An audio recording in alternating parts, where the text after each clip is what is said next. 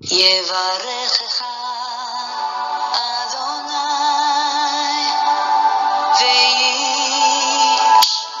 וישמרך.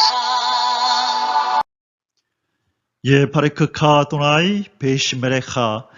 사랑하는 성도 여러분, 오늘 하루도 전지전능하신 임마누엘의 하나님께서 여러분에게 복을 주시고 여러분을 안전하게 지켜주시기를 축복합니다. 아멘.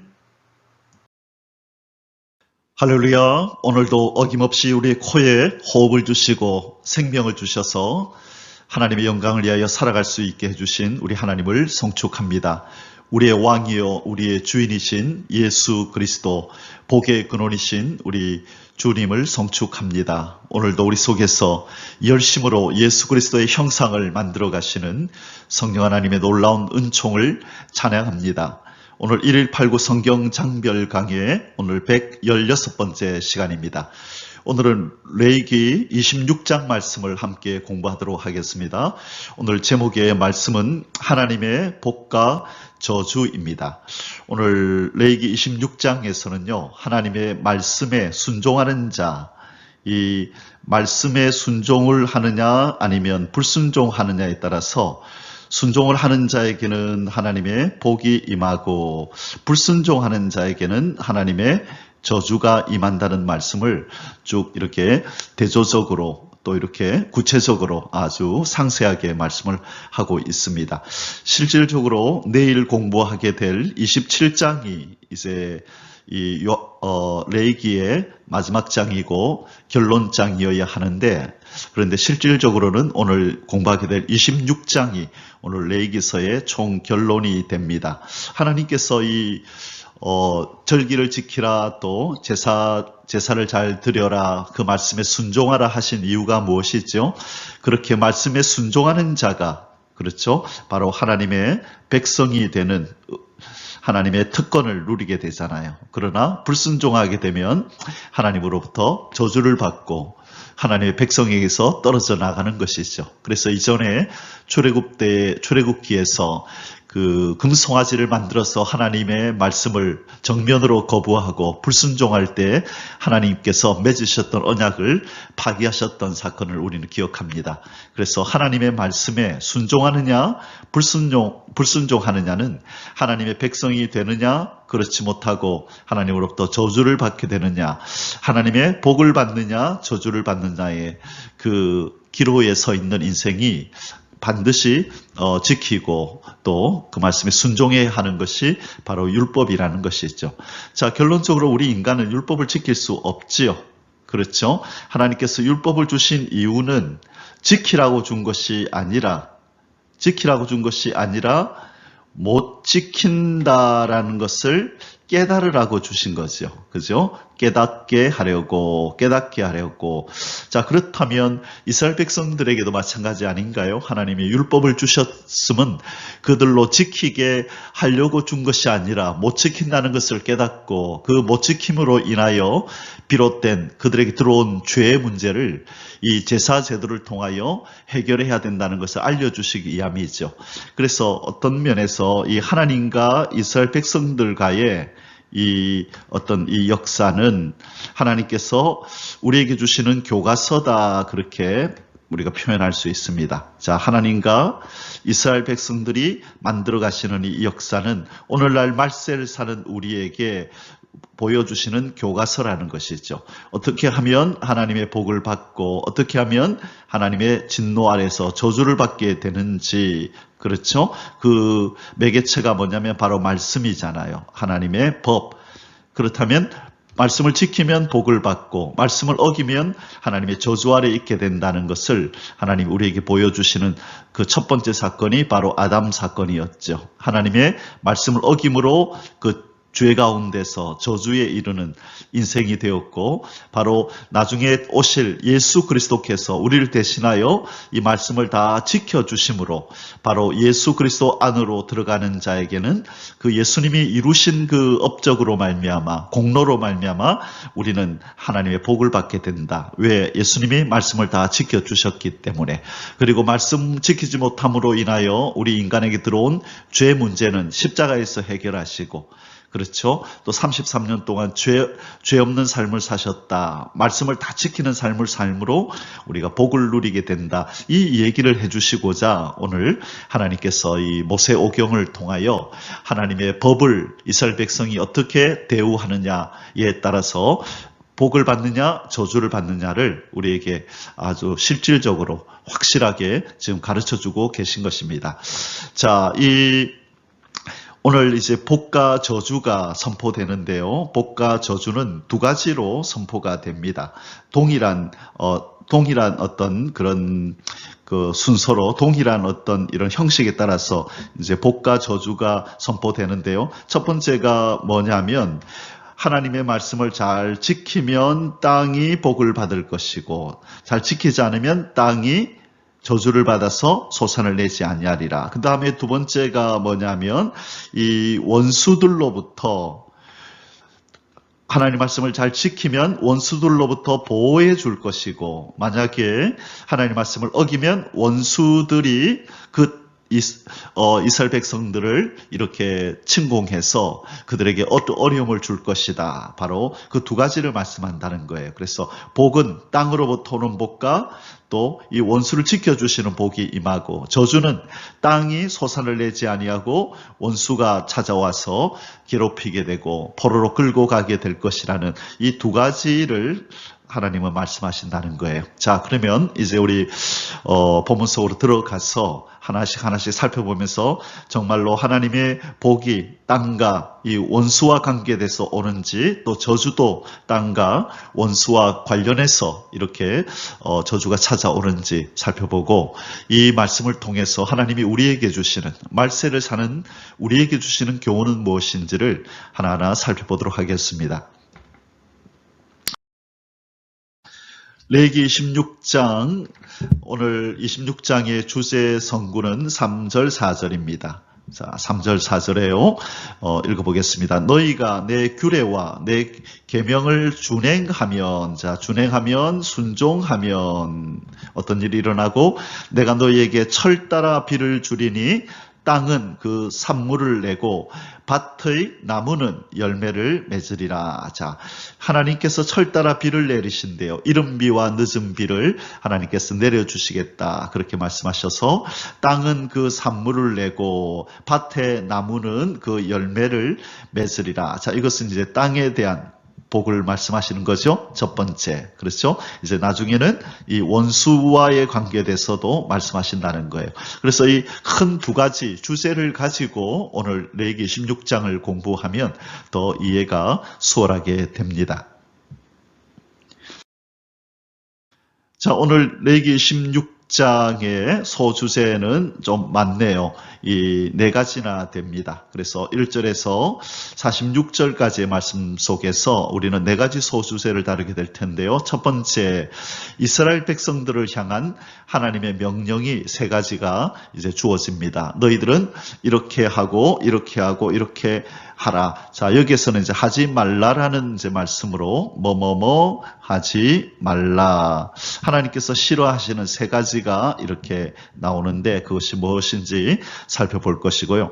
자, 두 번째는 하나님의 명령에 순종하는 자에게 약속된 복 5가지가 나옵니다. 그래서 위에서 말씀했던 이 세 가지 명령에 순종하면 5가지 복을 내려준다. 자, 그리고 반면에 세 번째 소주제에서는요, 하나님의 명령에 불순종하는 자에게는 이 자에게 내리시는 재앙이 7가지다. 이 저주가 내리는데요, 재앙으로 7가지가 이들에게 내리게 될 것이라고 말씀하고 계십니다. 자, 그리고 마지막 네 번째 소주제는 이 진노 중에라도 긍휼을 베푸시겠다고 약속하시는 여호와 하나님. 자, 하나님의 말씀에 불순종하여 이들에게 저주가 임하고 재앙이 임할 때라도 하나님이 긍휼을 베푸시는데 무엇을 조건으로, 무엇을 전제로 하나님이 긍휼을 베푸시겠다고 하시냐면 회개를 전제로요. 회개하면 그들이 경험하는 이 재앙과 이 저주를 경험하면서 우리가 하나님 앞에 죄를 범하여서 이런 재앙을 받는다라고 깨닫고 마음을 찢고 겸비하고 하나님 앞에 그들의 죄악을 토로하며 회개를 회개를 할 때에 하나님께서 긍휼을 베푸시겠다고 말씀하십니다. 자, 그러면 우리 요 네 가지 소주제를 가지고 한 가지씩 공부하도록 하겠습니다.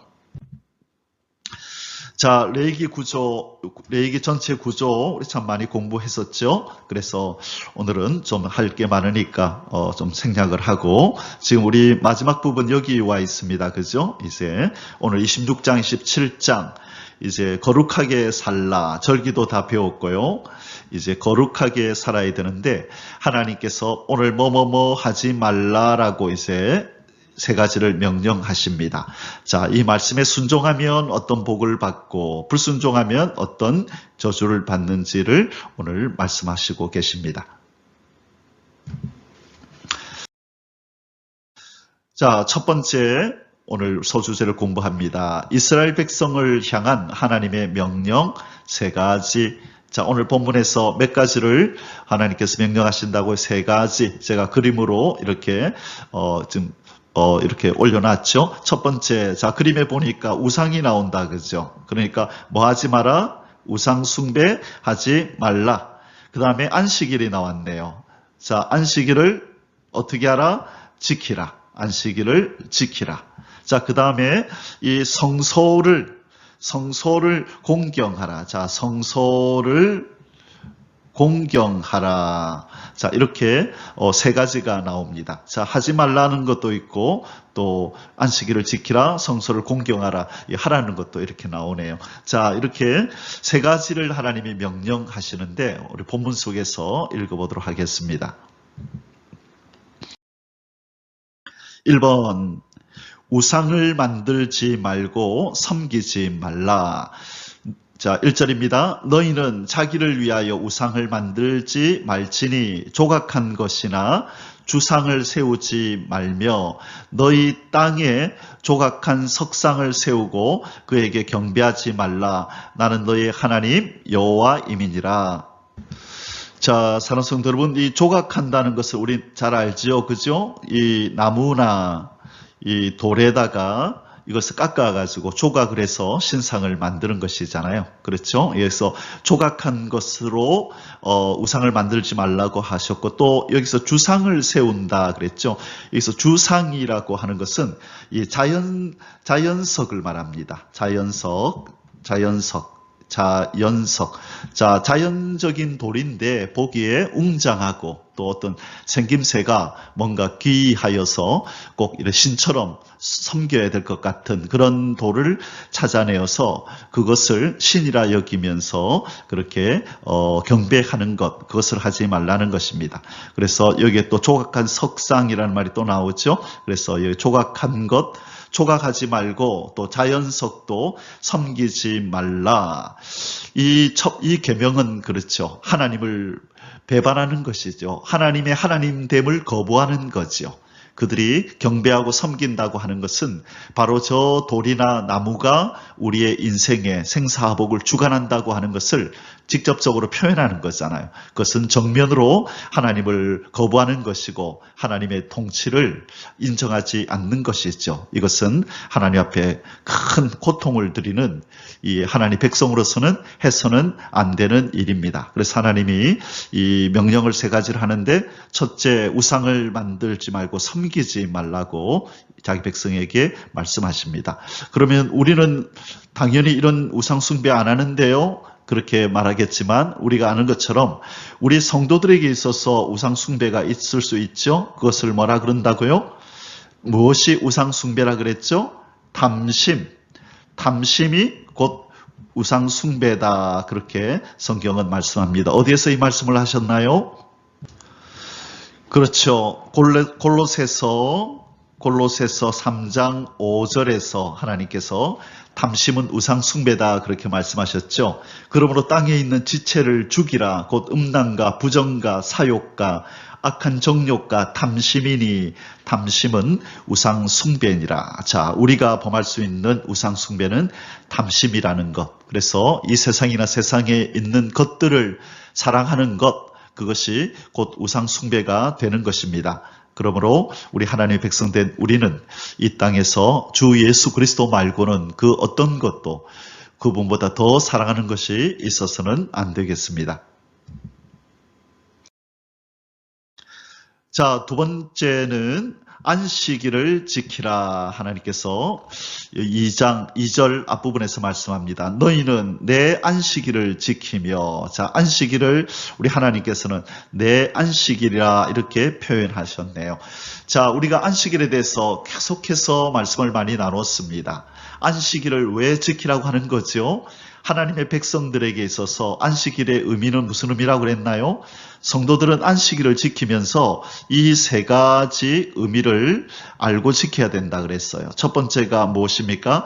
하나님이 창조주이십니다. 그렇죠? 하나님이 창조주이심을 인정하는 거라 그랬어요.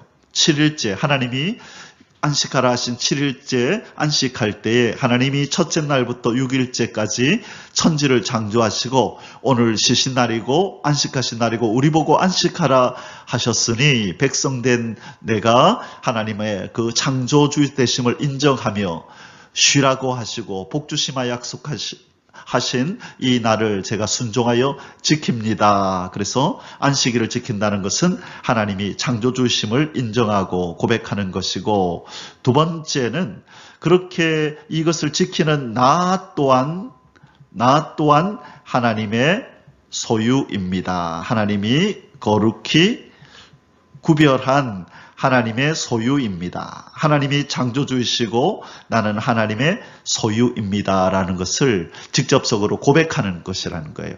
누구만이 하나님의 소유인가요? 하나님의 법을 지키는 자, 하나님의 계명을 소중히 여기고 따르는 자. 그래서 우리가 하나님이 안식일을 지키라는 말씀을 내가 지금 하나님 그 말씀에 순종합니다.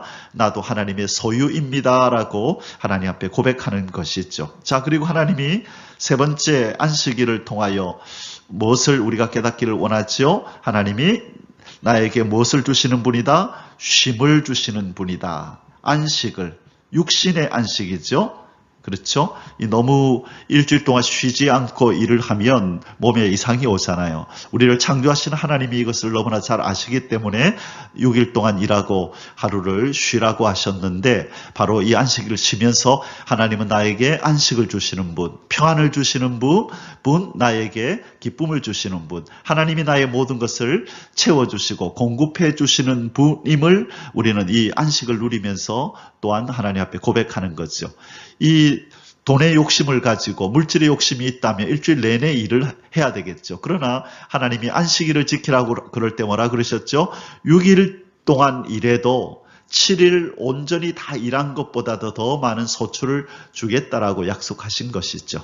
그러므로 우리가 이 육신의 안식을 누린다는 것은 우리가 실질적으로 몸이 평안해지기도 하지만 이것은 또한 하나님을 향한 공급자 되시는 하나님을 향한 우리의 신앙의 고백이 되는 것입니다. 우리 하나님이 풍성한 공급자이십니다라는 것을 고백하는 것입니다.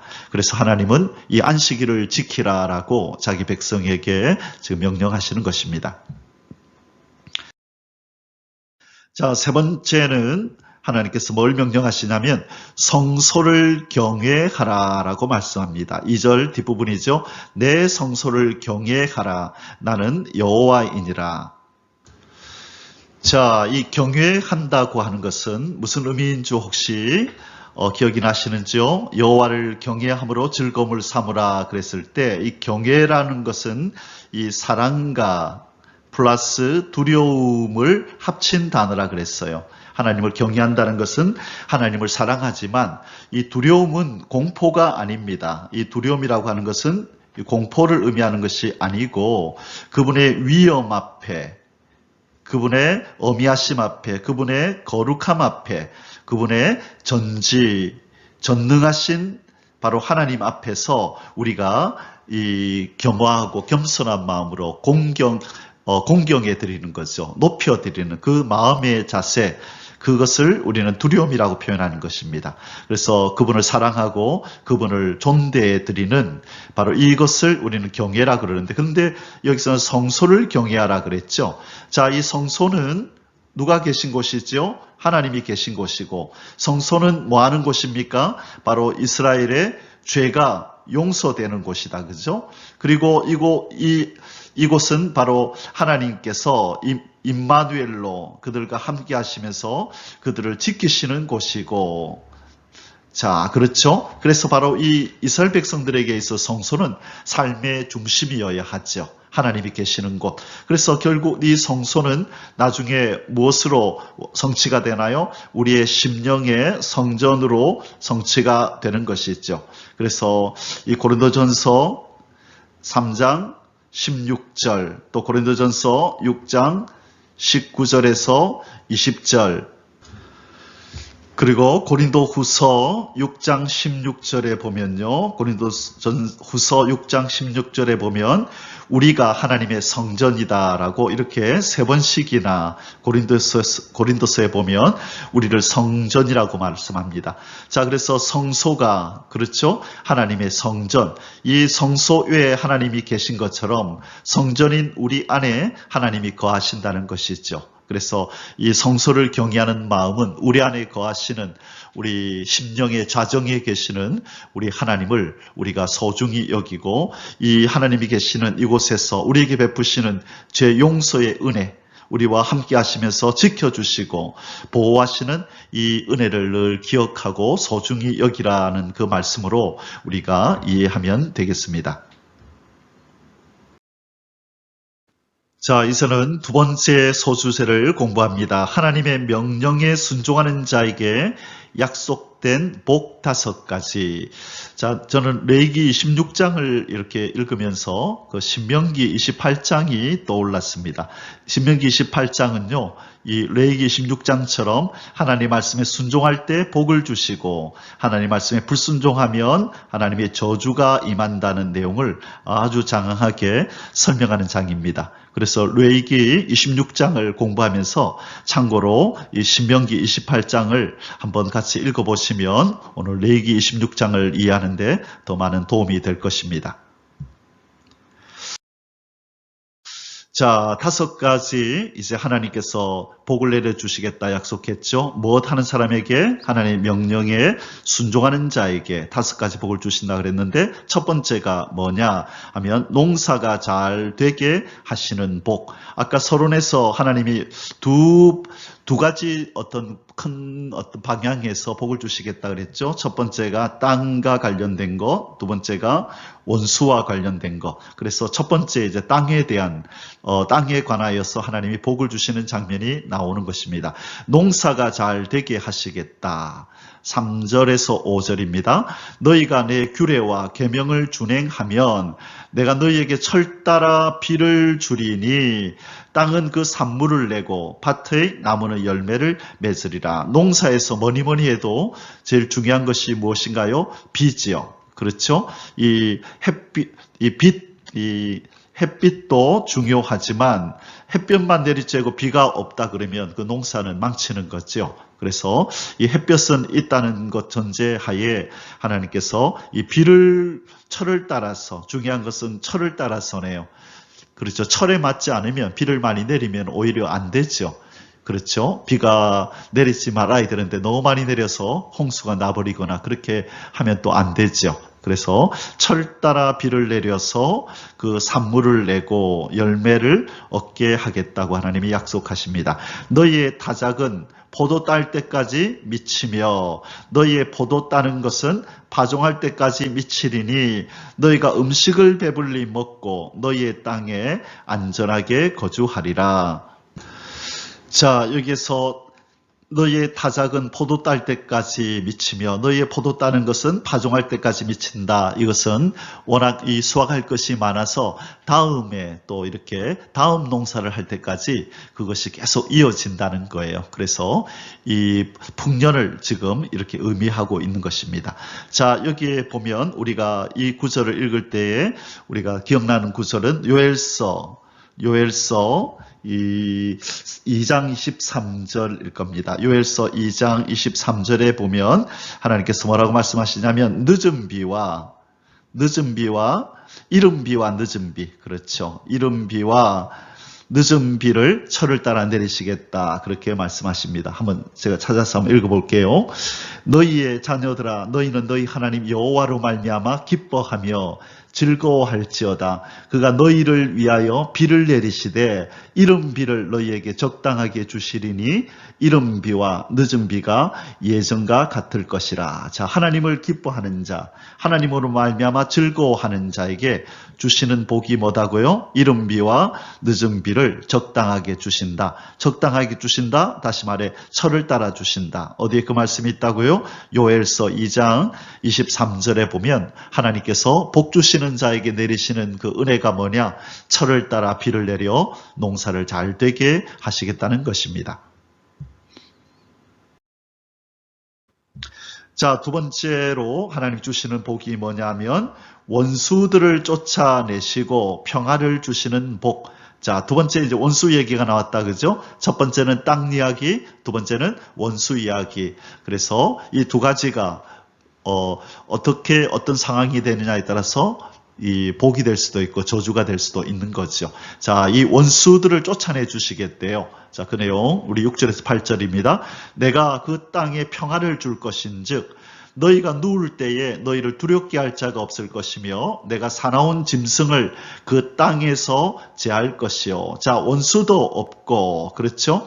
자, 땅에 평화를 주시는데 사나운 짐승을 쫓아내고 칼이 너희의 땅에 두루 행하지 아니할 것이며, 자, 칼이라는 말은 이제 원수를 의미한다, 그렇죠? 그래서 짐승이 괴롭히지도 않을 것이고 원수가 괴롭히지도 아니하리라. 너희의 원수들을 쫓으리니 그들이 너희 앞에서 칼에 엎드러질 것이라. 다섯이 백을 쫓고 너희 백이 만을 쫓으리니 너희 대적들이 너희 앞에서 칼에 엎드러질 것이며. 자, 여러분, 이것은 이스라엘 백성들의 그 능력으로 이렇게 되는 걸까요? 아니죠. 도우시는 하나님께서 이를 대신하여 싸워주신다는 것입니다. 전쟁은 누구에게 속했나요? 전쟁은 그래서 누구에게 속했다? 주께 속했다 표현을 쓰잖아요.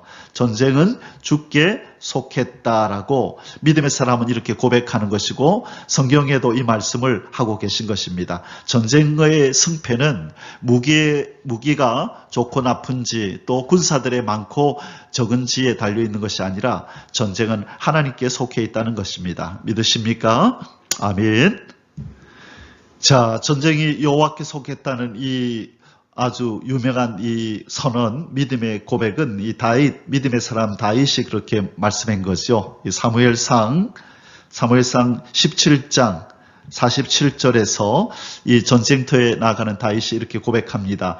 또 여호와의 구원하심이 칼과 창에 있지 아니함을 이 무리에게 알게 하리라. 전쟁은 여호와께 속한 것인즉 그가 너희를 우리 손에 넘기시리라. 자, 우리 이 다윗은 믿음의 사람 다윗은 바로 이렇게 전쟁이 하나님께 속했다는 것을 이렇게 고백하는 것입니다. 바로 이 진리가 이 하나님 백성들에게 영원히 적용이 된다는 것을 우리는 기억해야 합니다. 그래서 하나님이 주시는 복은 이 원수들을 멸하시고 전쟁에서 이기는 이 은혜를 주시겠다고 말씀하시는 겁니다. 자, 세 번째로 언약을 지키시고 돌보아 번성하고 장대케 하시는 복. 하나님께서 그들을 향하여 지키시고 보호하시고 은혜를 베푸시겠다고 하신 그 언약을 반드시 지키겠다고 하는 거예요. 뭐 하는 사람에게는, 명령에 순종하는 자에게는 언약을 반드시 지키겠다. 하나님이 하시겠다고 하신 언약을 지켜서 그들의 수가 번성하고 장대케 하시겠다고 9절에서 말씀합니다. 내가 너희를 돌보아 너희를 번성하게 하고 너희를 장대하게 할 것이며 내가 너희와 함께한 내 언약을 이행하리라. 자, 아브라함, 이삭, 야곱에게 언약하심을 하나님께서 이루셔서 이렇게 수많은 이스라엘 백성을 만드셨죠. 430년 동안 애굽에서 이렇게 만드셨던 것처럼 이 광야를 지나는 이스라엘 백성에게도 동일한 언약을 하신 거예요. 내 명령에 순종하면 내가 너희를 위하여 너희에게 한 그 언약을 반드시 지켜서 너희들을 돌볼 것이고 번성하고 장대하게 하리라. 이 복을 하나님이 주시겠다고 말씀하신 겁니다. 자, 그러면 이제 네 번째 복이 뭔지를 보겠습니다. 네 번째 복은 묵은 곡식 대신에 새 곡식을 먹게 하시는 복입니다. 10절입니다. 너희는 오래 묵었던 묵은 곡식을 먹다가 새 곡식으로 말미암아 묵은 곡식을 치우게 될 것이며. 자, 이 뜻이 무엇일까요? 지난해 거두었던 그 수확이 너무나 많아가지고 아직 다 먹지도 못했는데 또 새 곡식을 또 거뒀다는 거예요. 그러니까 1년 동안 먹고도 남음이 있을 정도로, 그러니까 작년에 무엇이 들었었다? 풍년이 들었었는데 올해 또 하나님이 풍년을 또 주시는 거네요. 그래서 올해 먹은 거 다 먹기도 전에 또 내년에 또 새로 또 거두게 된다. 그것은 바로 풍년이 들 것이라는 것을 지금 말씀하시는 것입니다. 자, 이것도 뭐에 대한 이야기죠? 땅에 대한 이야기죠. 하나님이 땅을 복 주실 것이라고 말씀하신 겁니다. 자, 마지막 다섯 번째로 하나님이 어떤 복을 주신다고 말씀하시냐면 성막을 그들 중에 세우시고 그들을 백성 삼으시는 복. 자, 그들 중에 성막을 세우고 그들을 백성 삼겠다. 이 복을 계속해서 주겠다는 것이에요. 그들을 떠나지 않고 그들 중에 세운다는 것은 하나님의 임재가 그들 가운데 있다는 거죠. 그렇죠? 그래서 그들 가운데 거하시면서 그들을 백성 삼고 하나님은 그들의 하나님이 되셔서 그의 하나님의 선하심을 계속해서 맛보게 해주시겠다는 겁니다. 다시 말해 한마디로 말하면 임마누엘의 은혜를, 임마누엘의 복을 그들에게 베풀겠다는 거예요. 하나님이 떠나지 않고 하나님이 함께 계시면 모든 것을 다 소유한 자가 되는 거죠. 이 놀라운 복을 이 말씀에 순종하는 자에게 하나님이 주시겠다고 지금 말씀합니다. 자, 11절에서 13절. 내가 내 성막을 너희 중에 세우리니 내 마음이 너희를 싫어하지 아니할 것이며 나는 너희 중에 행하여 너희의 하나님이 되고 너희는 내 백성이 되리라. 하나님은 그들의 하나님이 되고 이스라엘 백성은 하나님의 백성이 되는 이 복, 하나님 왕이신 하나님이 책임져 주시는 그런 백성으로 삼겠다는 것입니다. 13절. 나는 너희를 애굽 땅에서 인도하여 내어 그들에게 종된 것을 면하게 한 너희의 하나님 여호와니라. 내가 너희의 종된 자리에서 노예된 자리에서 너희들을 건져내었다. 내가 너희들과 함께하여 다시는 이런 일이 일어나지 않도록 내 말에 순종하면 내가 너희와 함께한다. 그런 말씀을 하시는 겁니다. 내가 너희의 멍에의 빗장을 부수고 너희를 바로 서서 걷게 하였느니라. 자, 지금 이 말씀은요, 또한 이스라엘 백성을 향한 예언적인 성포이기도 합니다. 너희들이 만일 내 말에 잘 순종하면 가나안 땅에 들어가서도 내가 너희들과 함께 거하여 너희들이 하나님이 되고 너희를 내 백성을 삼겠지만 만일 너희들이 내 명령에 불순종하면 내가 너희들 가운데 거하지 않는다는 거죠. 그렇죠? 그래서 이스라엘 백성은 나중에 바벨론의 포로로 끌려가고 또 북이스라엘은 아수르에게 멸망을 당하는 그런 하나님이 떠나버리시는 그런 그런 비극이 이스라엘 백성에게 일어난 것이죠. 바로 미리 하나님께서는 그것을 아시고 광야에서 이렇게 경고하고 계신 것입니다. 자, 이제는 세 번째 소주제를 공부합니다. 하나님의 명령에 불순종하는 자에게 내리시는 재앙 7가지. 자, 불순종하는 자에게는 재앙을 내리신다고 말씀하시는데요. 이렇게 시알려 보니까 7가지가 나옵니다. 14절에서 38절. 자, 이 재앙 그러니까 떠오르는 어떤 내용이 무엇이죠? 오늘 이 그림에 나오는 것처럼 하나님께서 애굽에 10가지 재앙을 내리셨잖아요. 그렇죠? 그래서 이 우주 만물의 통치자이시고 이 창조주이신 하나님께서 뜻을 정하시면 바로 그 대상에게 재앙이 임한다는 것을 보여주는 그 내용이 바로 출애굽의 이 10가지 재앙이었죠. 그래서 만일 하나님의 말씀에 불순종하면 이스라엘 백성들에게도 재앙을 내리시겠다고 말씀하십니다. 자, 7가지 재앙을 하나씩 살펴보겠습니다. 첫 번째, 폐병과 열병으로 눈이 쇠하여지고 파종한 것을 대적이 먹게 하리라. 자, 몸에 병이 드네요. 몸에 병이 들고 그 다음에 대적, 이제 원수가 찾아온다. 그죠? 아까 말씀드렸었죠?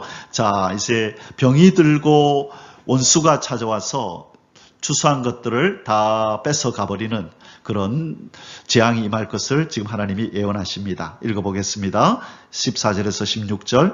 그러나 너희가 내게 청종하지 아니하여 이 모든 명령을 준행하지 아니하며 내 규례를 멸시하며 마음에 내 법도를 싫어하여 내 모든 계명을 준행하지 아니하며 내 언약을 배반할진대 내가 이같이 너희에게 행하리니 곧 내가 너희에게 놀라운 재앙을 내려 폐병과 열병으로 눈이 어둡고 생명이 쇠약하게 할 것이요. 자, 병들어서 몸이 약해지게 할 것이래요. 그리고 너희가 파종한 것은 헛되리니 너희의 대적이 그것을 먹을 것이니라. 자, 몸은 병들고 농사 지은 것은 내가 결실한 거 내가 먹지 못하고 대적이 와서 빼앗아가고 먹어치워버리는 이런 재앙이 임할 것이라고 하나님이 지금 경고하십니다. 자, 두 번째 하나님 내리시는 재앙이 무엇인가? 대적에게 패하게 되고 쫓는 자가 없어도 도망하게 하리라. 결국 원수에게 패하게 하시는 그 재앙을 내리겠다고 말씀하십니다. 자, 17절입니다. 내가 너희를 치리니 너희가 너희의 대적에게 패할 것이요 너희를 미워하는 자가 너희를 다스릴 것이며 너희는 쫓는 자가 없어도 도망하리라. 자, 대적과 싸우면 무조건 지게 된다는 거예요. 미워하는 자, 대적이죠. 대적이 그들을 다스리게 된다. 이제는 이것은 이스라엘의 역사를 미리 예언하는 것이라 그랬죠. 그래서 미워하는 자가 그들을 다스렸잖아요. BC 586년에 바벨론에 이제 멸망하게 되죠. 처음에 605년에 1차로 끌려가고, 그 다음에 597년에 2차로 끌려가고, 그리고 마지막에 3차로 586년에 끌려간 이후에, 그렇죠? 바벨론의 포로로 있다가, 처음에는 바벨론에, 그 다음에 또 누구에게? 그 다음에 페르시아에게, 그 다음에 또 헬라에게, 그 다음에 로마에게, 계속해서 이렇게 미워하는 자가 그들을 다스리는 일이 일어났죠. 나중에 하나님은 이 말씀을 그대로 지키신 것입니다.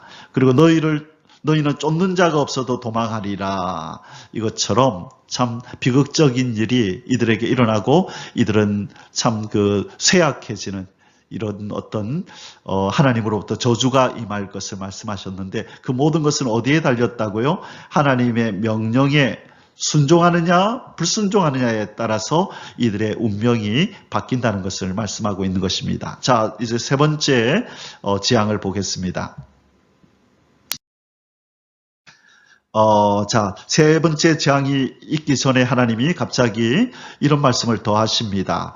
완고하여 순종하지 아니하면 7배로 징벌을 하겠대요. 이런 징벌을 내렸는데도 계속해서 완고하게 거부하고 하나님 말씀에 불순종하면 이제는 재앙을 7배로 더하겠다라고 이 18절, 21절, 24절, 28절 이 4번이나 걸쳐서 하나님이 이걸 강조하고 계십니다. 자, 18절 대표로 볼게요. 또 만일 너희가 그렇게까지 되어도 내게 청종하지 아니하면, 자, 뭐까지 되어도 하나님께서 지금 몇 번째까지 지금 말씀하셨어요? 이 앞에서 첫 번째가 그렇죠. 폐병과 열병으로 병이 들고 그 다음에 대적이 찾아와서 너희 먹을 걸 다 먹어버릴 것이다 그랬고, 그렇죠. 대적과 싸우면 패하고 그리고 대적이 다스리게 될 것이다 말씀했죠. 그렇죠. 이렇게 했음에도 불구하고 그래도 거부하고 하나님 말씀에 불순종하면 이제는 7배의 재앙을 내리겠다라고 말씀하는 겁니다. 자, 너희의 죄로 말미암아 내가 너희를 7배나 더 징벌하리라. 하나님이 징계를 내려도 끝까지 완고하게 목이 곧은 자처럼 그 광야에 이스라엘 백성이 그렇게 별명을 얻었잖아요. 목이 곧은 백성이라. 그렇죠? 그렇게 하면 하나님께서 더 크게 재앙을 내려서 그들을 징계하시겠다고 지금 말씀하시는 겁니다. 자, 세 번째 하나님이 내리시는 재앙이 뭐냐면 하늘을 철과 같게 하며 땅을 록과 같게 하리라. 자, 성경을 읽고 설명해 드릴게요. 19절에서 21절. 내가 너희의 세력으로 말미암은 교만을 꺾고, 자, 너희의 세력으로 말미암은 교만을 꺾고, 자, 그들의 세력이 무엇입니까? 자, 이스라엘 백성들은 이 하나님이 주신 복으로 인해서 그들이 애굽에서 나오고 지금 이렇게 많은 백성을 이루었음을 그들은 지금 잘 모르고 그들의 힘으로 그들의 능력으로 그렇게 되었다라고 지금 생각하고 있는 것입니다. 그래서 너희의 세력으로 말미암는 교만을 꺾고, 여기서 꺾는다고 하는 것은 산산이 하나님이 부서뜨리겠다는 거예요. 부수겠다는 거예요. 부수다. 하나님이 산산이 부숴버리고 너희의 하늘을 철과 같게 하고 너희의 땅을 록과 같게 하리니. 참, 이거 무서운 말씀입니다. 이 철과 이 놋은 이 고대 근동에서요 가장 강한 어떤 이 금속이라고 알려진 것이거든요. 이 가장 강한 것 이 뜻입니다. 가장 강한 재료를 의미하는 거예요. 그러니까 하늘을 하나님이 철로 덮어버리겠대요. 하늘은 뭐로? 철로.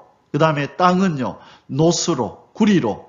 그러니까 하늘에서 비가 내려와야 하는데, 그렇죠? 비가 내려와야 하는데 하나님이 하늘을 철로 만들었다는 것은 비가 내리지 않는다는 것이고, 땅에서 수확이 올라와야 되는데, 그죠? 결실해야 되는데 땅을 롯으로 만들어서 뚫고 나오지 못하도록 만들겠다는 비유를 하시는 겁니다. 그러니 한마디로 이것은 뭘 의미한다? 흉년이 들 거라 이 말이에요. 농사가 되지 않을 것이다.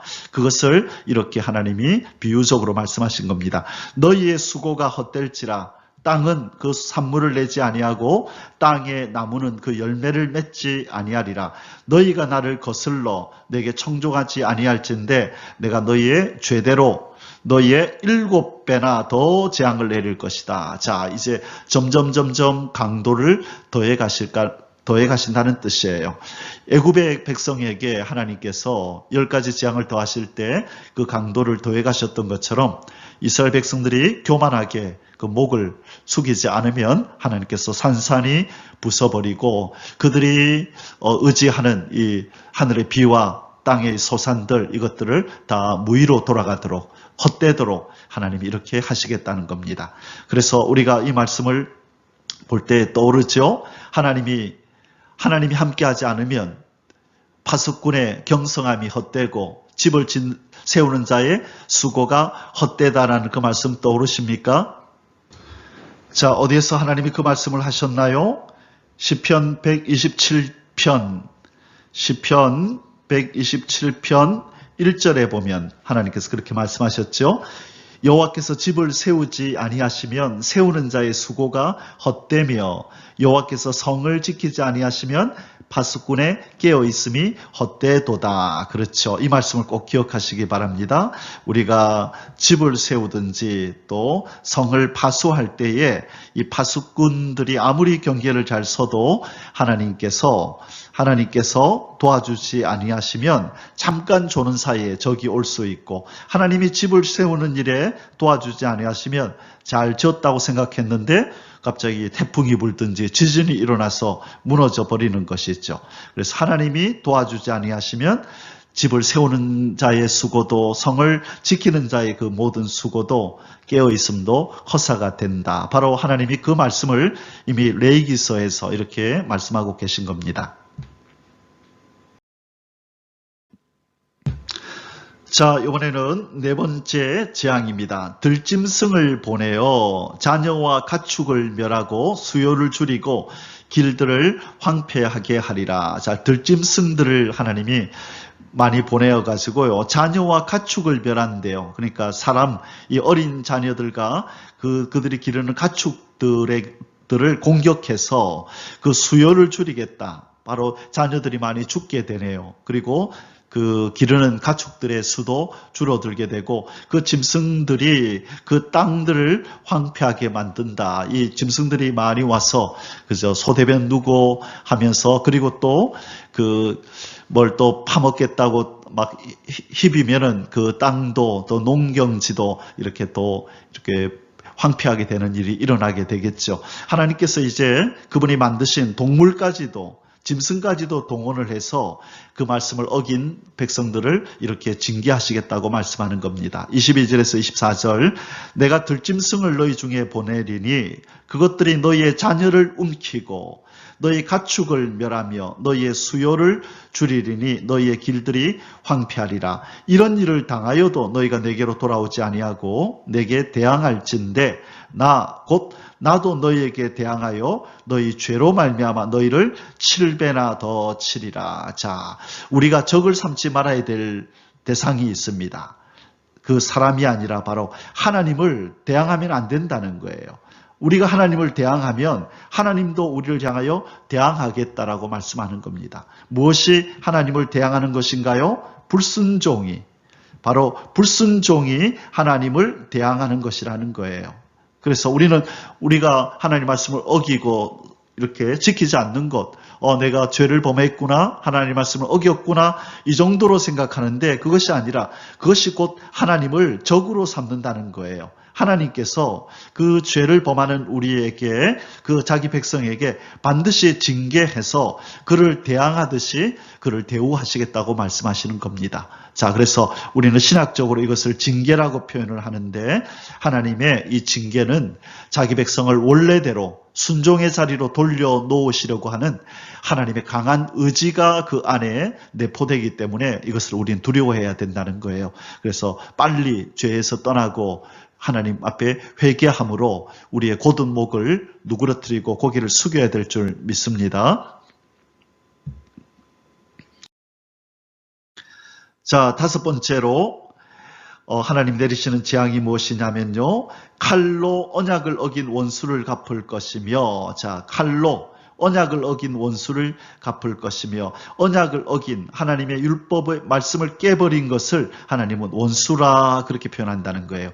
연병을 보내고 대적의 손에 넘기리라. 자, 또 대적이 얘기 또 나왔죠. 대적이 칼로 와서 치겠다는 거예요. 그리고 전염병이 도는 것이 있죠. 자, 병이 도는 것입니다.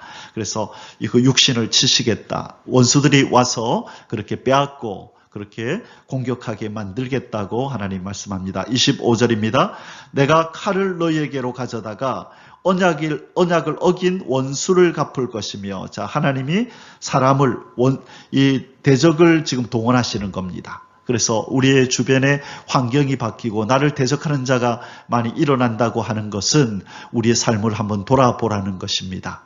우리가 혹시 하나님을 원수 삼지 않았는지 돌아보라는 것입니다. 너희가 성읍에 모일지라도 너희 중에 연병을 보내고 너희의 대적의 손에 넘길 것이며, 자, 전쟁이 일어나고 그 다음에 병이 찾아올 것이다. 이것이 하나님께서 자기 백성을 징계하시는 도구들입니다. 여섯 번째로 의뢰하는 양식을 끊어 먹어도 배부르지 아니하게 하리라. 자, 의뢰하는 양식. 자, 먹고 사는 것이 이 음식에 달렸잖아요. 그래서 양식을 끊어버리겠다고 하나님께서 말씀하십니다. 자, 여기에서 하나님께서 의뢰하는 양식이라는 표현을 쓰셨는데요. 이 의뢰한다고 하는 것은 원어의 뜻은 막대기라는 뜻이에요. 막대기. 그러니까 막대기, 양식. 그래서 이 양식을 이 양식을 막대기 삼는다 이 말이죠. 자, 양식, 이 떡을 막대기 삼는다. 이 말은 우리 어르신들이 막대기, 지팡이를 의지해서 이렇게 걷는 것처럼 이 인생들은, 이스라엘 백성들은 이 떡을 자기의 막대기인 것처럼 의지한다는 거예요. 그런데 하나님 이걸 끊어버리겠대요. 그러니까 이 떡, 양식, 먹을 것이 없도록 아까 하늘을 뭐로 만든다 그랬죠? 하늘을 철로. 그렇죠? 하늘을 철로 만들고 땅은 뭐로 만든다? 노스로, 구리로 만든다고 그랬죠. 그러니까 농사가 잘 되지 않게 해서 부족하게 만들겠다는 것을 또한 이렇게 비유적으로 말씀하신 겁니다. 26절에서 28절 읽고 좀 더 설명하겠습니다. 내가 너희가 의뢰하는 양식을 끊을 때에, 그러니까 떡 막대기를 꺾어버리겠다는 거예요. 10 여인이 한 화덕에서 너희 떡을 구워 저울에 달아 주리니 너희가 먹어도 배부르지 아니하리라. 이제는 배급하는 일이 있게 될 거라는 거예요. 이 농사가 안 되어가지고 먹을 것이 없어서 배급을 하는 일이 너희들 가운데 있게 될 것이다. 그런데 그 배급의 양이 얼마나 작은지 먹어도 배가 부르지 않을 것이다. 그렇게 말씀합니다.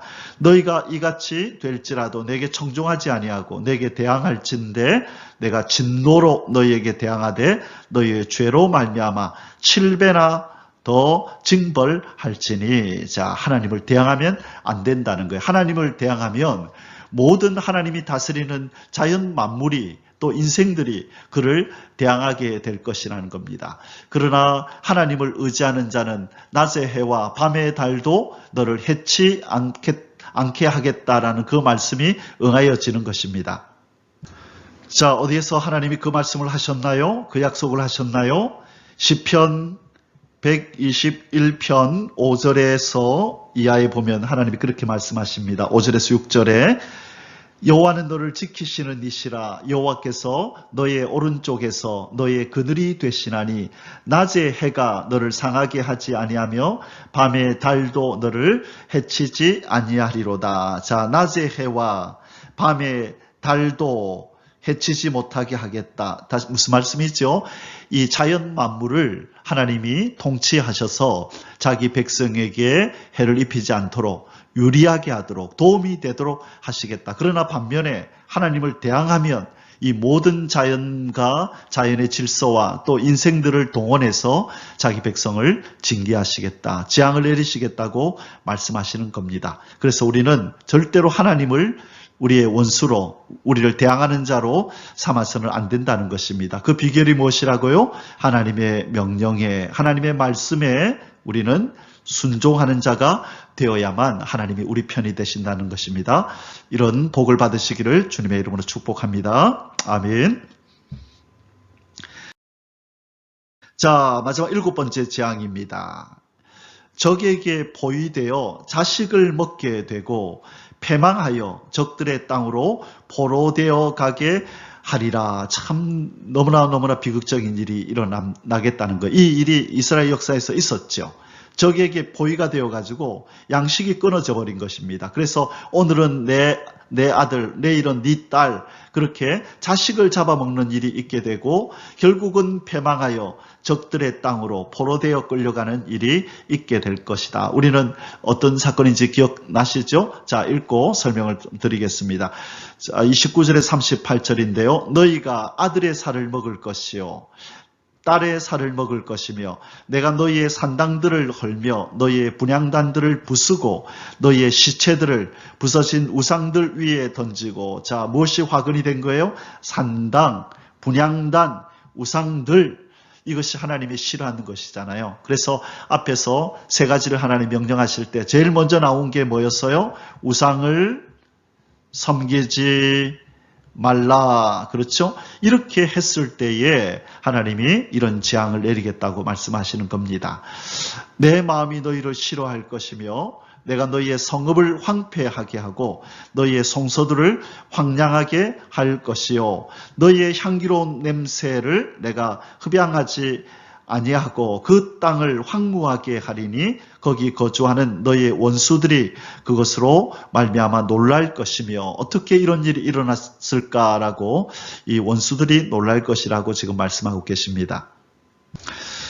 자, 자세하게 설명을 드리면 시간이 너무 가고요. 그래서 그 내용은 나올 때 자세히 설명하기로 하겠습니다. 자, 무슨 얘기냐면 이 26장 29절에서 너희가 아들의 살을 먹고 딸의 살을 먹을 것이라는 이 말씀이 있죠. 이것은 이스라엘 역사 가운데서 성취가 되는데 열왕기 하 6장 28절, 29절 이 부분에 가면 바로 이에 대한 기사가 나옵니다. 그래서 하나님은 미리 이렇게 경고하셨음에도 불구하고 그들은 하나님의 이 명령을 우습게 여겼고 결국 이 예언이 응하여지고 이 재앙이 그들에게 임하였음을 우리는 이 열왕기 하에 가서 우리가 그걸 목격할 수 있게 됩니다. 자, 그러면 이어서 계속 뒷부분을 읽어보도록 하겠습니다. 자, 이것은 이 이스라엘 백성이 포위되고 아들, 딸을 잡아먹는 그 장면을 이렇게 그림으로 그려놓은 것입니다. 자, 33절. 내가 너희를 여러 민족 중에 흩을 것이요. 내가 칼을 빼어 너희를 따르게 하리니 너희의 땅이 황무하며 너희의 성읍이 황폐하리라. 자, 여러 민족 중에 흩을 것이라. 이 말씀은 1차적으로는 그죠.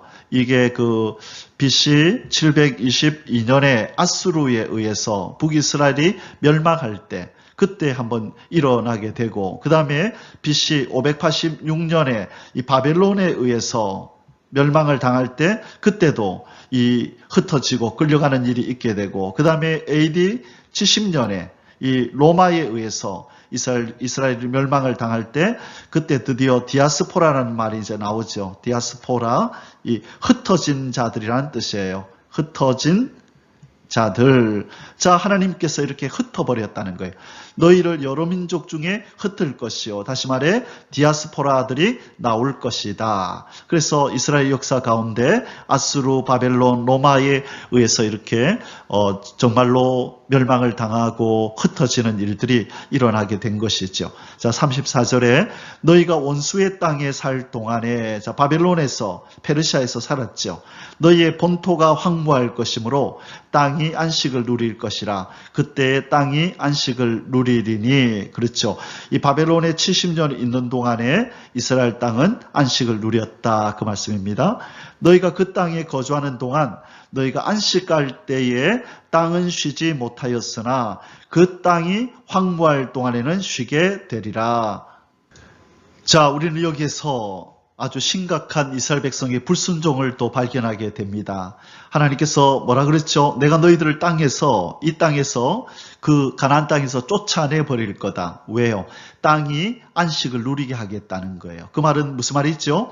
이스라엘 백성은 하나님의 무엇을 어겼냐면 이 두 가지를 어겼음을 의미합니다. 자, 여기 나오죠? 35절에 34절부터 너희가 원수의 땅에 살 동안에 너희의 본토가 황무할 것이므로 땅이 안식을 누릴 것이다. 그 말은 무슨 말이에요? 지금까지 안식이 있었다 없었다? 없었다는 거예요. 그 땅이 안식을 누리니 너희가 그 땅이 거주하는 동안에, 여기서 그 땅이라는 말은 이 적의 땅을 말합니다. 적지. 너희가 안식할 때 땅은 쉬지 못하였으나. 자, 여기서 그 땅은 적지가 아니고 가나안이네요. 가나안 약속의 땅에 거주하는 동안에, 편안하게 쉬는 동안에 땅은 쉬지 못했다. 이 말은 안식년을 지키지 않았다는 거예요. 그리고 희년을 지키지 않았다는 거예요. 자, 안식년 때 7년째 돌아오면 쉬어야 되죠. 땅을 쉬게 해야 되죠. 그리고 50년째가 되면 땅을 또 쉬게 해야 되죠. 그런데 이스라엘 백성들은 이 말씀에도 불순종했다는 거예요. 무엇을 얻기 위해서? 더 많은 소득을 얻기 위해서 하나님의 말씀, 너희들이 안식하고 희년을 가져도 내가 더 많은 수확을 줄게 라고 말씀했는데 그것을 믿지 못하고 그들이 열심히 경작해서 소출을 거둬야만 더 부자가 될 거라 생각하고 불순종했다는 거예요. 이 구절에서 우리는 이스라엘 백성의 아주 큰 불순종을 또 한번 보게 됩니다. 자, 뒷부분 마저 읽겠습니다. 너희 남은 자에게는 그 원수들의 땅에서 내가 그들의 마음을 약하게 하리니 그들은 바람에 불린 잎사귀 소리에도 놀라 도망가기를 칼을 피하여 도망하듯 할 것이요 쫓는 자가 없어도 엎드러질 것이요. 자, 원수들의 땅에 끌려가서도 거기에서 평안이 있느냐? 없다는 거예요. 불순종의 결과로 이렇게 적에게 끌려가서 포로 생활을 하는 거죠. 자, 이것은 어느 시대를 말하는 걸까요? 장차 BC 586년에 너희들이 이제는 바벨론으로 끌려가서 70년 동안을 살게 되는데, 그때에도 그들이 그 땅에서 평안히 사는 것이 아니라 적지에 있으니 적에게 놀림당하고 적에게 고통을 당하며 살겠죠. 그래서 그들의 마음을 약하게 하겠다. 바람에 불린 잎사귀 소리에도 놀라서 도망하여 칼을 피하여 도망하듯 기겁을 한다는 거죠. 쫓는 자가 없어도 엎드러질 것이라. 그들은 쫓는 자가 없어도 칼 앞에 있음같이 서로 짓밟혀 넘어지리니 너희가 원수들을 맞설 힘이 없을 것이요 너희가 여러 민족 중에서 망하리니 너희의 원수들의 땅이 너희를 삼킬 것이라. 자, 원수들의 땅에서도 심한 고통을 당할 것이라는 것을 지금 하나님 말씀하고 있는 것입니다. 회개하지 않는 한, 돌이키지 않는 한 그들이 어느 곳에 가든지 간에 하나님의 참 평안은 없고 하나님이 그들을 대항하시겠다. 그래서 그들이 할 수 있는 일은 뭐죠? 회개입니다. 회개. 바짝 엎드려서 하나님 잘못했습니다. 다시 그러지 않겠습니다라고 회개할 때에 하나님이 용서해 주시고 그리고 회복해 주시는 것입니다. 바로 이 말씀을 우리가 배우면서 우리를 돌아봐야 되는 것은 바로 회개할 것이 없는가, 혹시 하나님이 나를 징계하실 만한 일은 없는가라는 것을 살피고 우리가 옷을 찢지 않고 마음을 찢는 통회하는 이 회개를 하나님 앞에 올려야 될 줄 믿습니다. 아멘. 자, 이제 마지막으로 네 번째 소주제입니다. 진노 중이라도 긍휼을 베푸시겠다고 약속하시는 여호와 하나님. 자, 지금 여기 있는 그림이 누구 같습니까? 예, 지금 그 다락방에 올라가서 이 예루살렘을 향하여 기도하는 이 다니엘입니다. 다니엘. 자, 여러분 다니엘 우리가 오늘 주제는 아니지만 다니엘이 왜 이 다락방에 올라가서 예루살렘을 향하여 이렇게 기도할까요? 어디를 향하여? 예루살렘을 향하여.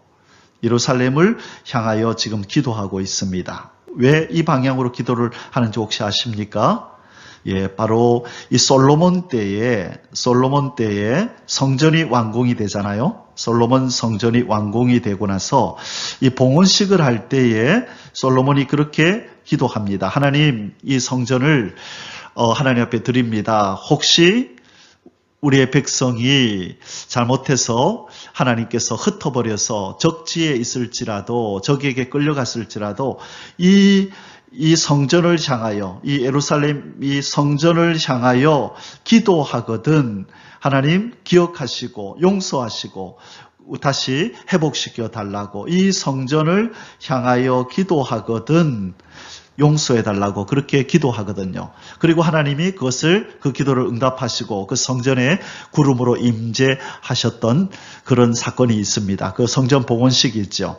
그때에 바로 이스라엘 백성들은 그 기도를 들은 거예요. 아, 이 성전에 하나님이 거하시기 때문에 우리가 어려움을 당할 때에 그 성전에 계시는 그 하나님을 향하여, 성전을 향하여 기도하면 하나님이 들으신다라는 것을 이스라엘 백성들은 기억하기 때문입니다. 바로 이 다니엘은 이 1차 포로기에 BC 605년 또는 606년이라 그러기도 하는데요. 이 605년에서 6년에서 5년 사이에 1차 포로로 끌려왔어요.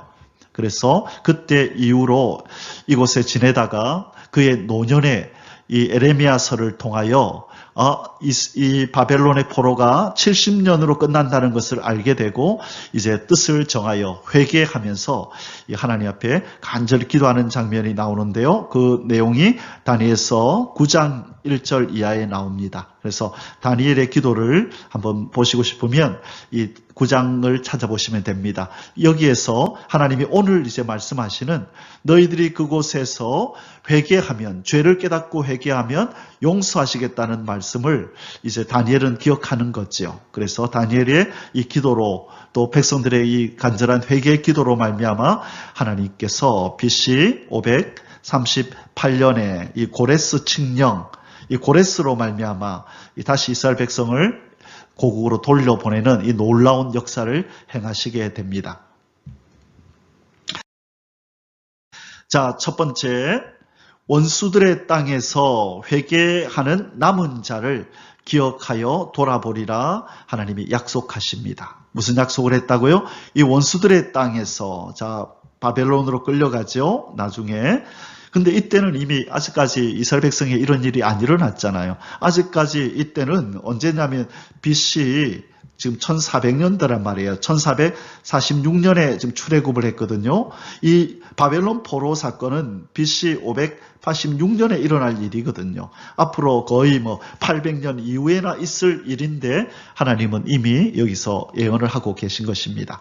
자, 너희 남은 자가 너희 원수들의 땅에서 자기의 죄로 말미암아 쇠잔하며 그 조상의 죄로 말미암아 그 조상같이 쇠잔하리라. 그들이 나를 거스른 잘못으로 자기의 죄악과 그들의 조상의 죄악을 자복하고 또 그들이 내게 대항함으로 나도 그들에게 대항하여 내가 그들을 그들의 원수들의 땅으로 끌어갔음을 깨닫고 그 할례 받지 아니한 그들의 마음이 낮아져서 그들의 죄악의 형벌을 기쁘게 받으면, 자, 죄악의 형벌을 기쁘게 받으면 뭐죠? 징계를 기쁘게 받으면 그 말이 있죠. 하나님께서 징계하시는 거. 예, 하나님 당연합니다. 우리는 우리의 죄 때문에 이 벌을 받습니다라고 기쁘게 받으면 내가 야곱과 맺은 내 언약과 이삭과 맺은 내 언약을 기억하여 아브라함과 맺은 내 언약을 기억하고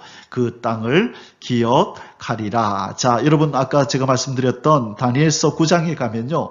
다니엘이 딱 이렇게 기도해요. 하나님, 나와 우리 조상이 지은 죄를 용서하소서라고 이 레위기 16장 40절의 기도를, 이 내용을 기억하면서 다니엘서 9장에서 자기 자신과 자기의 조상들의 죄를 용서해달라고 기도합니다. 이 기도를 들으시고 하나님께서 이제 이들을 다시 돌려보내는 큰 역사를 행하신 것입니다. 자, 여기서 하나님은 누구에게 약속한 것을 기억하겠다 그러죠? 아브라함과 이삭과 야곱에게. 하나님은 아브라함의 하나님, 이삭의 하나님, 야곱의 하나님, 약속을 지키시는 하나님. 그래서 그 이름을 여호와라 부르시는 것입니다. 자, 이 내용이 이제 어디에 이제 자세히 나오냐면요. 이 이스라엘 백성이 바벨론으로 끌려가잖아요. 끌려가고 나서 그들이 이제 뒤늦게 회개를 합니다. 우리와 우리 조상들이 죄를 범해서 우리가 이곳에 왔구나라고 그들이 이제 알게 됩니다. 자, 그런데 그들의 하나님의 예언대로 그곳에서의 삶이 평탄했나요? 아니요. 그곳에서 그들의 마음이 힘들고 고달프고 우울하고 이 원수들은 자기들을 조롱할 때에 그들이 피눈물을 흘리면서 이렇게 고백합니다. 그 내용이 시편 137편 1절에서 6절에 나오는데요. 이 내용을 읽으면 이 바벨론의 포로로 끌려간 이들의 삶과 마음이 어떠했는지를 우리는 읽게 됩니다. 자, 우리가 이 땅에서 어찌 여호와의 노래를 부를까? 자, 한번 읽어볼게요. 우리가 바벨론의 여러 강변 거기에 앉아서 시온을 기억하며 울었도다. 바벨론의 여러 강변에 앉아서 시온, 이스라엘을 기억하며 이전에 자유로웠던 그 하나님과 함께 살았던 그 땅을 기억하며 울었다는 거예요. 그 중에 버드나무에 우리가 우리의 수금을 걸었나니 하나님을 찬송하던 수금을 그 나무에다가 걸어버렸답니다. 이는 우리를 사로잡은 자가 거기서 우리에게 노래를 청하며 우리를 황폐하게 한 자가 기쁨을 청하고, 야, 너 하나님 앞에 노래했던 노래 한 자락 불러봐라. 한번 우리를 한번 기쁘게 해봐라. 자기의 기쁨을 청했대요. 자기들을 위하여 시온의 노래 중 하나를 노래하라 함이로다. 자, 얼마나 비참한 상황입니까? 하나님을 찬송하며 하나님께 올려드렸던 찬송을 이 이방인들을 위해서 기쁘게 하기 위해서 그렇게 부르라고 하는 요청을 받을 때에 얼마나 참담한 심령이었겠어요. 그러자 이스라엘 백성이 이렇게 반응합니다. 우리가 이방의 땅에서 어찌 여호와의 노래를 부를까? 예루살렘아, 내가 너를 잊을진데 내 오른손이 그의 제주를 잊을지로다. 내가 예루살렘을 기억하지 아니하거나 내가 가장 즐거워하는 것보다 더 즐거워하지 않을진데 내 혀가 내 입천장에 붙을지로다. 도저히 부를 수 없다는 것입니다. 비참해서 부를 수 없다라고 그들의 삶을 한탄하면서 지금 울부짖고 있는 것입니다. 그 내용이 이제 그림으로 많이 이렇게 나와 있는데요. 한번 보도록 하겠습니다. 바로 이 장면입니다. 바벨론의 강변에서 그들이 머리를 쥐어짜면서 회개하면서 우는 것입니다. 시온에 있을 때가 좋았는데, 하나님과 함께 예루살렘의 가나안 땅에 있을 때가 좋았는데 우리가 어쩌다가 이렇게 되었나라고 하면서, 자, 여기에 수금이 있죠. 하프가 있네요. 나무 여기도 하나 들고 있네요. 다 걸어버렸습니다. 어떻게 우리가 하나님께 드릴 노래를 이 바벨론의 이 악한 인간들을 기쁘게 하려고 부를 수 있겠느냐. 차라리 내가 안 부르겠다, 노래 안 하겠다라고 걸어버렸다는 것입니다. 자, 여기에도 그 장면이 나오죠. 그냥 내려놔 버린 것입니다. 손에는 이렇게 쇠사슬을 찼네요. 착고에 매었네요. 지금 이 종처럼 살아가는 이들의 그 비극적인 삶을 지금 묘사하고 있는 것입니다. 자, 여기에도 나오지요. 여기 악기를 그냥 세워놔 버렸고 그냥 여기도 지금 걸고 있네요. 울면서 우리가 어쩌다 이렇게 됐나.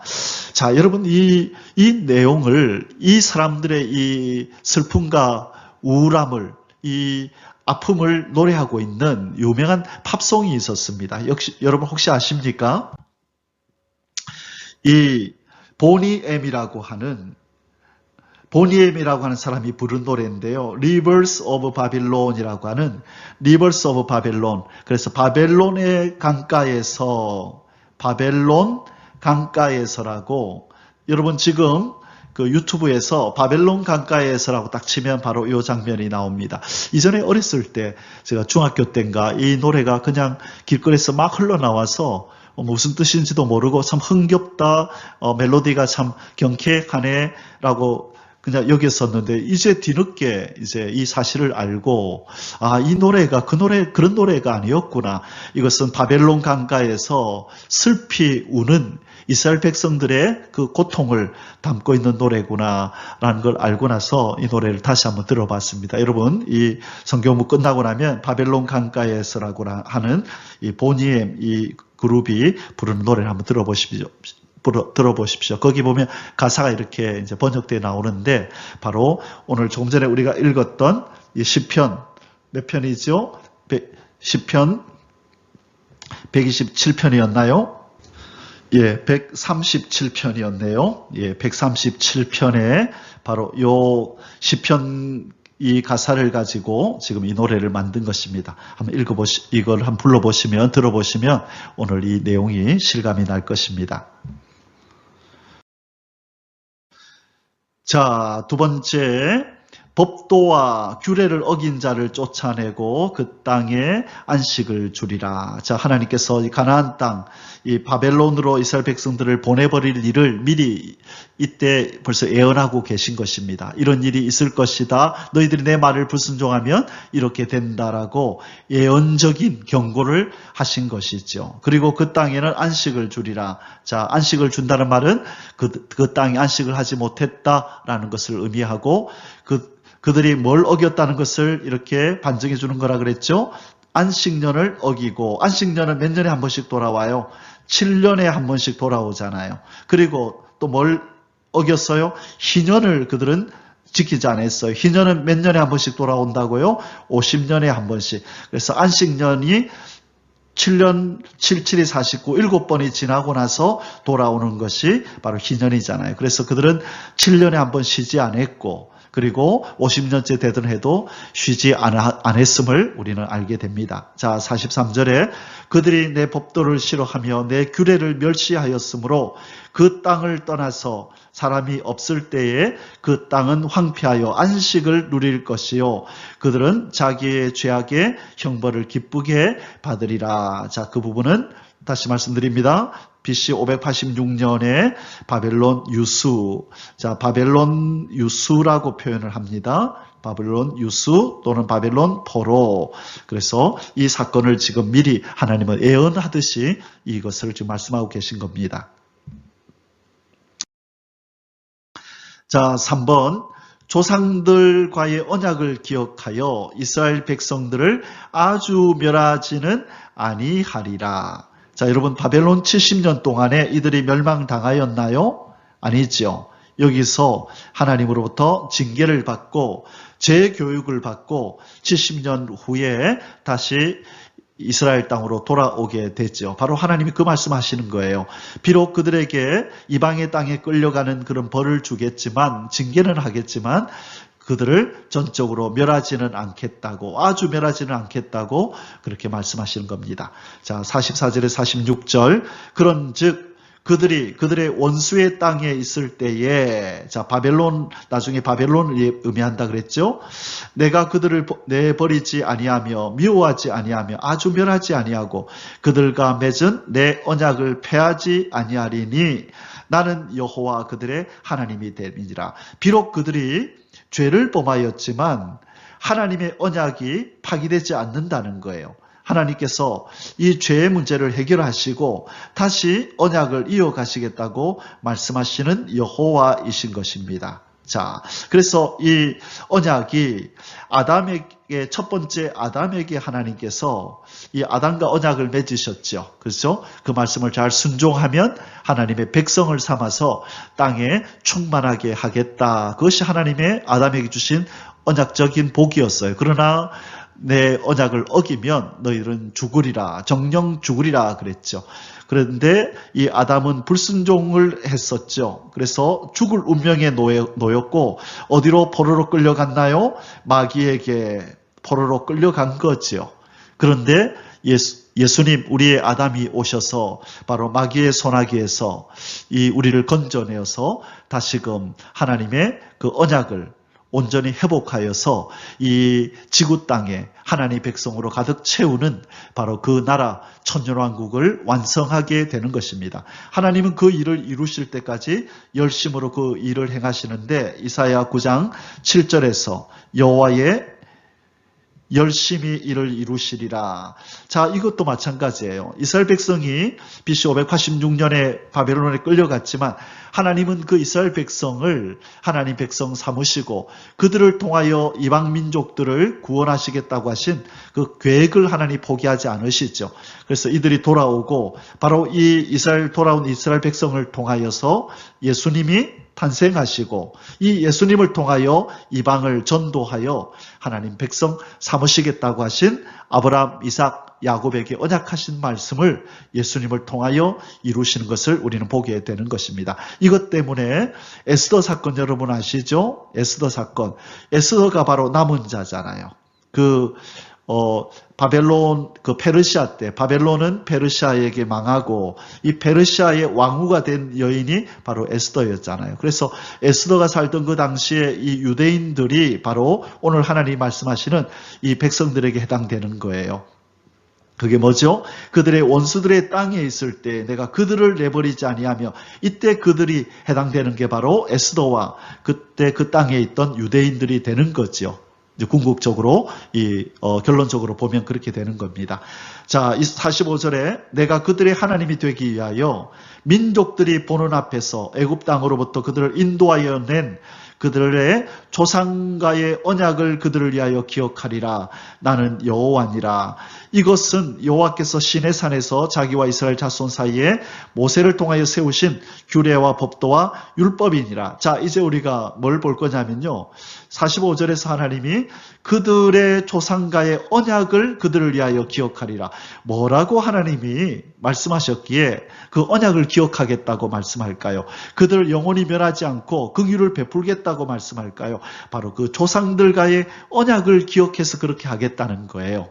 그 언약이 무엇인가? 우리 이미 창세기에서 배웠지만 오늘 이 본문과 관련해서 다시 한번 보도록 하겠습니다. 자, 아브라함과 이삭과 야곱과 언약하신 여호와 하나님, 뭐라고 이들과 언약했느냐?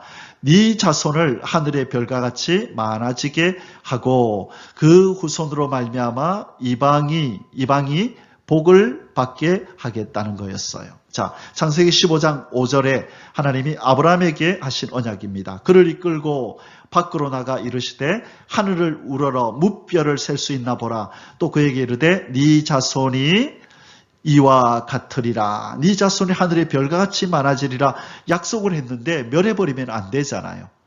자, 26장 4절에 이삭에게 네 자손을 하늘의 별과 같이 번성하게 하며 이 모든 땅을 내 자손에게 주리니 내 자손으로 말미암아 천하 만민이 복을 받으리라. 여러분, 이 천하 만민이 복을 받아서 하나님 백성이 될 때에 천하 만민이 밟고 있는 그 모든 땅도 하나님의 땅이 되는 것입니다. 그래서 이 지구 땅 전체가 하나님의 땅으로 바뀌는 그 언약을 하나님이 하신 거예요. 자, 이삭에게 그랬고요. 이번에 야곱에게 창세기 28장 14절에 네 자손이 땅의 티끌같이 되어, 이번에는 땅의 티끌이다, 그죠? 앞에서는 하늘의 별처럼 땅의 티끌처럼 되어 내가 서쪽과 동쪽과 북쪽과 남쪽으로, 다시 말하면 천하 만민에게로 간다 이 말이죠.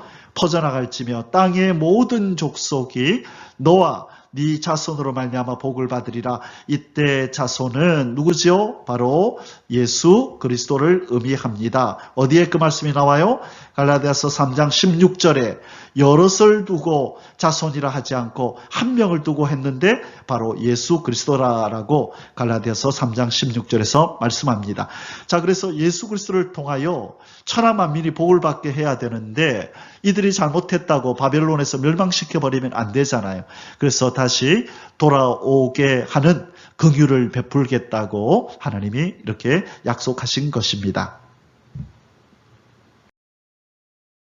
사랑하는 성도 여러분, 이제 오늘 우리 출애굽기 26장의 결론을 맺도록 하겠습니다.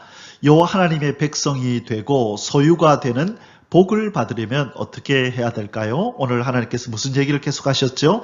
내 말을 잘 듣고 내 언약을 지키라. 말씀에 순종하라. 순종이 바로 하나님의 백성이 되고 하나님의 소유가 되는 복을 받는 비결이라는 것입니다. 자, 출애굽기 19장 5절과 6절에서 오늘 주제의 말씀을 먼저 하셨었죠. 세계가 다 내게 속하였나니 너희가 내 말을 잘 듣고 내 언약을 지키면 너희는 모든 민족 중에서 내 소유가 되겠고 너희가 내게 대하여 제사장 나라가 되며 거룩한 백성이 되리라. 너는 이 말을 이스라엘 자손에게 전할지니라. 자, 내 말을 잘 듣고 내 언약을 지키면, 다시 말하면 뭐다? 순종하면. 그런데 오늘 우리 레위기 26장에서 바로 하나님께서 순종하는 자와 불순종하는 자들의 최후를 말씀하셨죠. 순종하면 뭐가 임하고 복이 임하고 불순종하면 재앙이 임하게 된다는 말씀을 쭉 하신 거예요. 그래서 우리가 하나님의 복을 받기 위해서는 바로 하나님 말씀 순종을 해야 되는데, 이 순종을 우리가 해서 하나님의 자녀가 되고 소유가 된 복을 얻은 것이 아니라 누가 이 순종을 해서 우리에게 공로를 입혀주셨다고요? 바로 예수 그리스도께서 온전히 하나님 말씀에 순종하셨어요. 법을 다 지키셨다는 거예요. 그리고 그 공로를 그에게 오는 우리에게, 갔던 우리에게 주신 거죠. 자, 예수님이 법을 다 지켰다는 그 증거가 어디 있다 그랬습니까? 히브리서 4장 15절에 이분은 죄가 없느니라. 다시 말해 율법을 다 지켰느니라. 그 다음에 베드로전서 2장 22절에도 그에게는 죄가 없느니라. 다시 말해 율법을 다 지키셨느니라. 그리고 또 어디 있어요? 요한 1서 3장 5절에 가면 예수님은 흠도 없고 율법을 다 지켜서 죄가 없다라고 이렇게 강조하고 있다는 것입니다. 그래서 우리도 광야의 이스라엘 백성들처럼 불순종하고 죄 가운데 그렇게 하나님의 재앙과 저주를 받아 마땅했던 모든 인생들이었지만 바로 하나님의 법을 온전히 순종하고 우리의 죄는 십자가에서 씻어주신 예수 그리스도로 말미암아 우리가 하나님의 소유가 되고 제사장이 된 줄 믿습니다. 이 은혜를 주신 우리 주 예수 그리스도를 송축하며 찬양합니다. 할렐루야. 자, 그러면 이제 마지막으로 이 시대에 우리가 남은 자가 되고 이 시대에 우리 주님이 오셔서 세우시는 이 천년 왕국. 자, 이스라엘 백성들에게 비유하면 바로 가나안 땅이었죠. 그죠? 이 가나안 땅에 들어가기 위해서는 그대 하나님 말씀에 순종하며 하나님의 법을 지켜야만 했던 그들. 이제 우리가 이 땅에 드디어 하나님의 나라가 이루어지네요. 마태복음 6장 9절 이하에 하나님의 나라가 임하옵시며. 자, 이 예언이 이 기도가 이루어지는 나라가 바로 천년 왕국인 것입니다. 이 에베소서 1장 에베소서 1장 10절에 하늘과 땅이 통일되는 역사, 그렇죠? 하늘과 땅의 통일이 이루어지는 그 일이 있게 된다. 그 다음에 이 골로새서 1장 20절에서도 보면 하늘에 있는 것과 땅에 있는 것이 예수 그리스도로 말미암아 하나님과 화목하게 된다. 이 일이 일어날 거라고 말씀했죠. 이것이 바로 다 성취되는 그 나라가 천년왕국이고, 바로 이 천년왕국은 마태복음 6장 9절 이하의 주기도문에서 하나님의 나라가 임하옵시며라고 했던 예수님의 기도가 응답되는 그 나라입니다. 자, 이곳에 이제 들어가기 위해서 하나님께서 우리에게 명하시는 바가 있습니다. 그것이 무엇인가요?